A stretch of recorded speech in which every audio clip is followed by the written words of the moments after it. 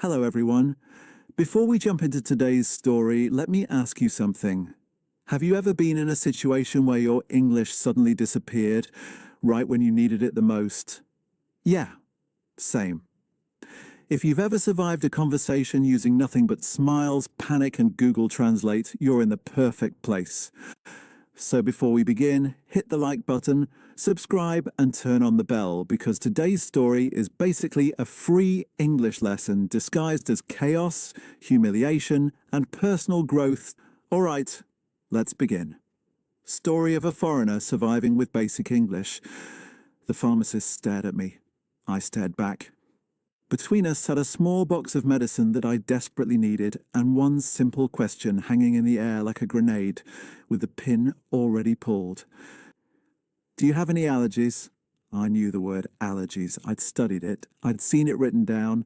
But hearing it spoken at full native speed, buried inside an American accent thicker than peanut butter, my brain did what it does best under pressure. Absolutely nothing. Yes? No? Maybe? Her smile tightened. Sir, I need to know if you're allergic to anything before I can give you this medication. I nodded enthusiastically, the universal gesture for I understand, which I absolutely did not. She repeated the question slower. I heard, Do you have any Alan cheese? Alan cheese? Who the hell is Alan and why does he have his own cheese? Is this an American thing? Do I have Alan cheese? Should I want Alan cheese? No Alan cheese, I said confidently, because when you don't understand something, confidence is all you have left. She blinked twice. That's when I knew I was going to die in this pharmacy because I couldn't understand one simple English word. But let me back up, because this disaster didn't start here. It started 3 weeks earlier when I stepped off a plane thinking I actually spoke English. Let me be clear, I thought I was ready. I'd spent months preparing. I'd watched American movies, I'd listened to podcasts, I'd scrolled through Instagram accounts with captions in English, nodding along like I was fluent. I'd even practiced conversations in my head while showering, where I was witty, charming, and grammatically flawless. In my mind, I was already bilingual. Basically, a native speaker, just waiting for someone to give me my certificate. I had Google Translate downloaded. I had a list of important phrases saved in my notes app. I had faith, that dangerous, beautiful confidence that comes from never actually having tested your skills in the real world. My pronunciation? Questionable, at best. Comfortable had 7 syllables when I said it. Literally sounded like I was choking on a potato. But did that stop me? No. Because I had a secret weapon. I could read English pretty well. Reading gives you a false sense of security. You see the words on a page, you understand them, and you think, I've got this. What you don't realize is that reading is a peaceful, controlled environment where words sit still and wait for you to figure them out. Speaking is a war zone where words fly at your face at 60 miles per hour and you have 0.3 seconds to react. But I didn't know that yet. I landed at the airport, walked through customs, and gave my first real English sentence to the immigration officer. I am here for study. He stamped my passport without looking up. Victory, first interaction, crushed it. I rolled my suitcase toward the exit, chest puffed out, ready to conquer this English-speaking country with my elite language skills. That confidence lasted approximately 11 minutes. The Uber driver was a nice guy, friendly face, big smile. He looked at me in the rearview mirror and said something that sounded like, "Schwarz first Mern blöds effen." I smiled and nodded. He said something else. "Bert's Murtha flirt." I nodded again, wider this smile time. He laughed and kept talking. I kept nodding. This went on for 10 minutes. I have no idea what we agreed on. For all I know, I sold him my kidneys. My brain was screaming. In my head, I was supposed to understand native speakers. They were supposed to sound like the slow, clear voices in my language learning app. They were supposed to enunciate, to pause between sentences, to care that I was doing my best. Instead, this man spoke like he was auctioning cattle. When we arrived at my apartment, he said, "Have a good one." I understood that. Small victory. I replied, "Thank you. You too also have a good." He looked confused, but drove away. I stood on the sidewalk, suitcase beside me, staring at the building, and realized something horrifying. If I couldn't understand an Uber driver making small talk, how was I going to survive actual life? Classes, professors, ordering food, making friends, doctor's appointments, phone calls. Oh God, phone calls! I pushed the thought away, one problem at a time. But deep in my gut, I knew I was not ready, not even close. And something worse was coming. I could feel it.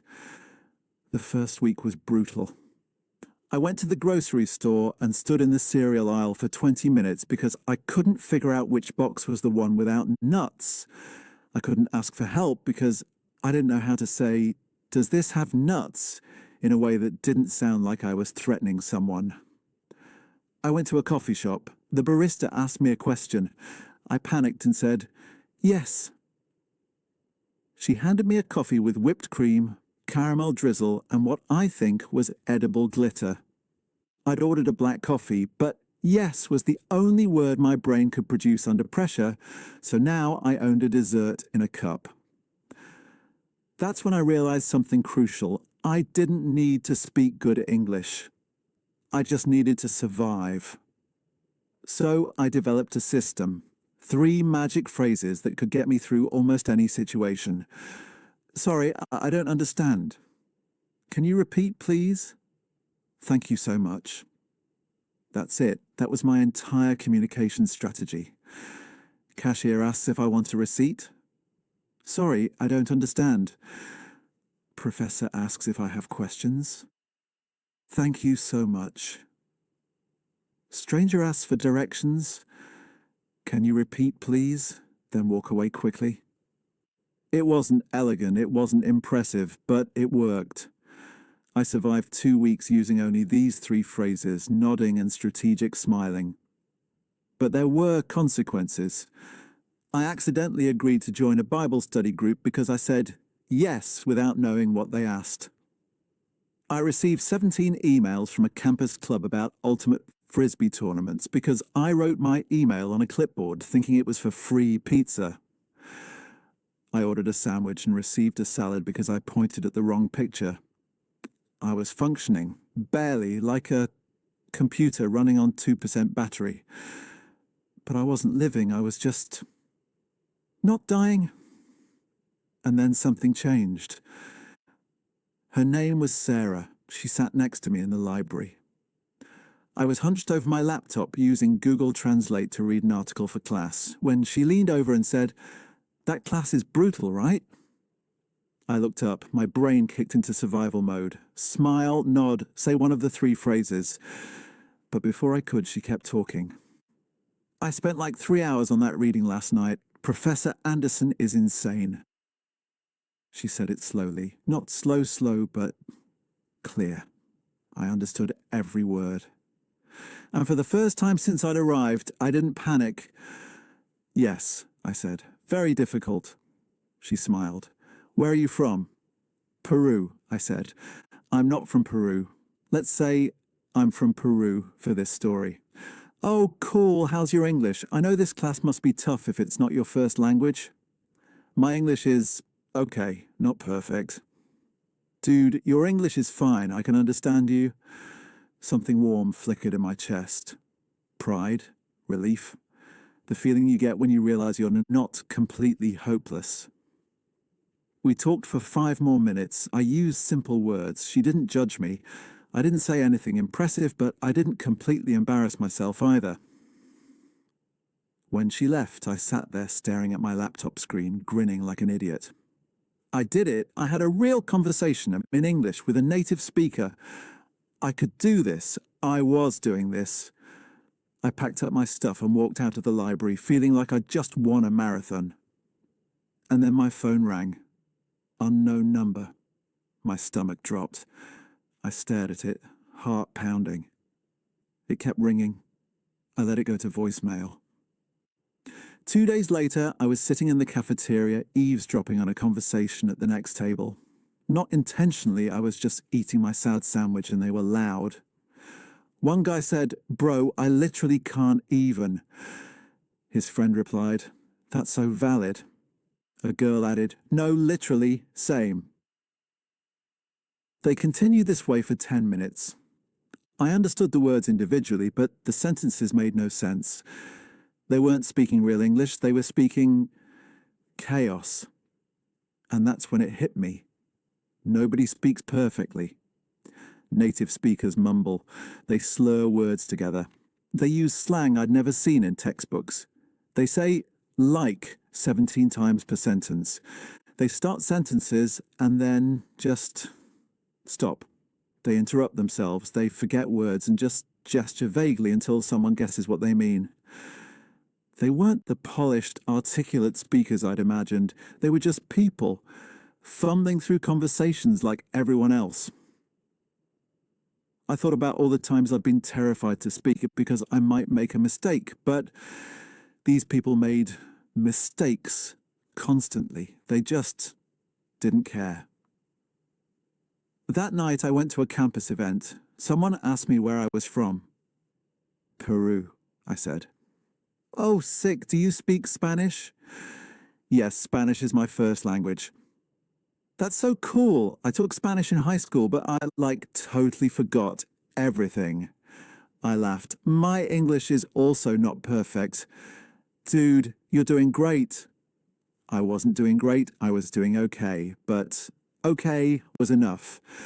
For the first time, I stopped trying to sound perfect. I just tried to sound like me, but in English. I talked to 3 more people that night. I made mistakes. I asked people to repeat themselves. I used the wrong verb tense twice. Nobody cared. And slowly, so slowly, something inside me shifted. I didn't sit down and study grammar.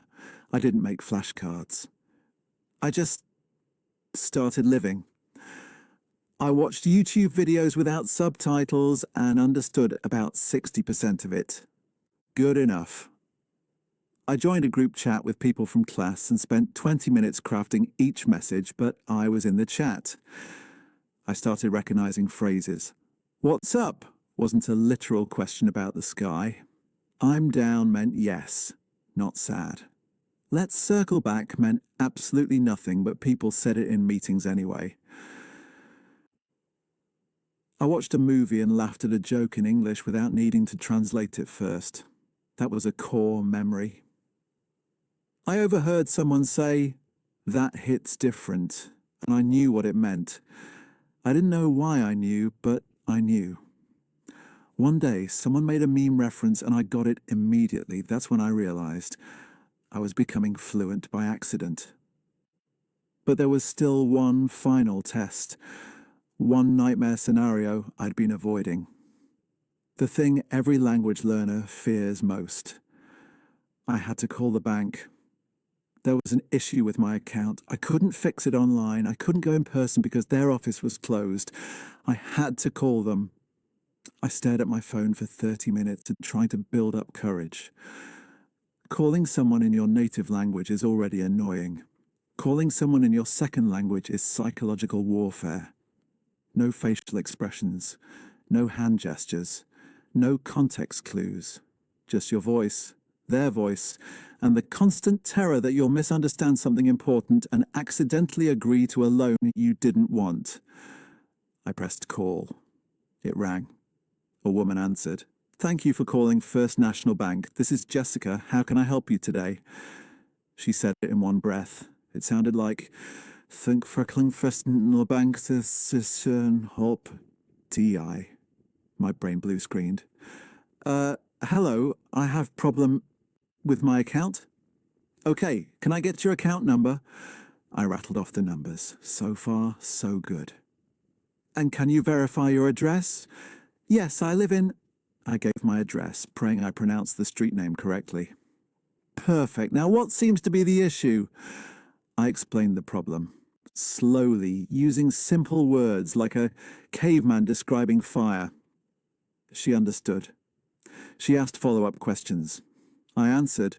I asked her to repeat herself twice. She didn't sound annoyed. 10 minutes later, the problem was solved. I hung up. I sat there, staring at the wall, feeling like I'd just survived a final exam I hadn't studied for. I did it. I had a full conversation on the phone in English and didn't die. I texted Sarah, I just called the bank and survived. She replied, LMAO, proud of you. I was proud of me too. It happened on a random Tuesday. I was walking to class, listening to a podcast, an American podcast, full speed, no script. The host made a joke. I laughed. Then I froze. I hadn't translated the joke in my head. I just understood it, directly, in English. I rewound the podcast and listened again. Same thing. I understood it immediately. My brain wasn't converting English to my native language anymore. It was just processing English as English. That night, I had a dream entirely in English.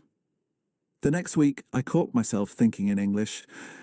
I was at the grocery store looking at cereal boxes, and my internal monologue said, "Okay, which one has less sugar?" Not in my native language, in English. I stopped in the middle of the aisle, holding a box of Cheerios, having a small existential crisis. I wasn't translating anymore.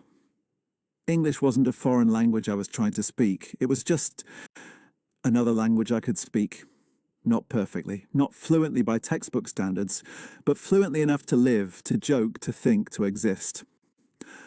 I went back to that same pharmacy, the one where I'd nearly died from Allen cheese confusion, and bought medicine without a single issue. The pharmacist asked if I had any allergies. This time I understood. No, I said, no allergies. She handed me the box. I walked out feeling like a god. Here's what nobody tells you about learning a language. You don't go from can't speak to fluent in one magical moment.